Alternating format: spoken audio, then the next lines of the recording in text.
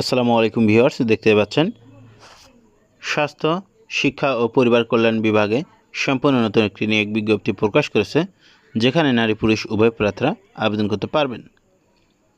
এখানে প্রতিষ্ঠান নাম স্বাস্থ্য, শিক্ষা ও পরিবার কল্যাণ বিভাগ। এই নিয়োগটি প্রকাশ করা হয়েছে 4 জুন 2024 তারিখে। এখানে চলমান নিয়োগ একটি, পদসংখ্যা 17 জন। এখানে সর্বমোট 3টি ক্যাটাগরিতে লোকবল নিয়োগ দেওয়া হবে। 3 নম্বরে যে পদটি রয়েছে পদের নাম অফিস সহায়ক পদ।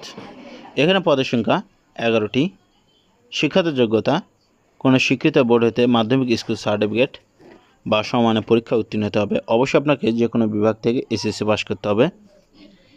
মাসিক বেতন 8,250 থেকে 20,010 টাকা।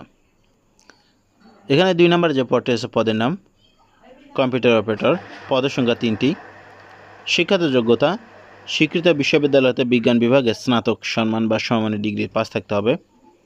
অন্যান্য যোগ্যতা কম্পিউটার মুদ্রার অক্ষরে প্রতি মিনিটে বাংলায় 25 শব্দ এবং ইংরেজিতে 30 শব্দের গতিসহ সংশ্লিষ্ট বিষয়ে স্ট্যান্ডার্ড অ্যাপটিটিউড টেস্টে উত্তীর্ণ হতে হবে। এখানে মাসিক বেতন হবে 11,000 থেকে 26,590 টাকা।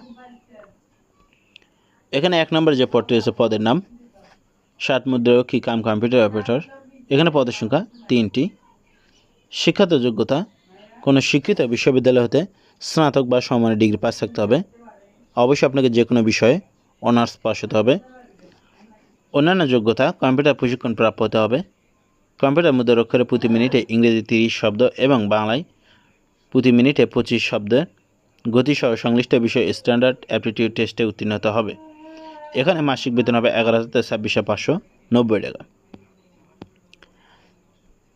এখানে আবেদনের শুরুর সময় 6 জুন 2024 তারিখ সকাল 10টা থেকে আবেদন করতে পারবেন। আবেদনের শেষ সময় 23 জুন 2024 তারিখ বিকেল 5টা পর্যন্ত আপনারা এখানে অনলাইনের মাধ্যমে আবেদন করতে পারবেন।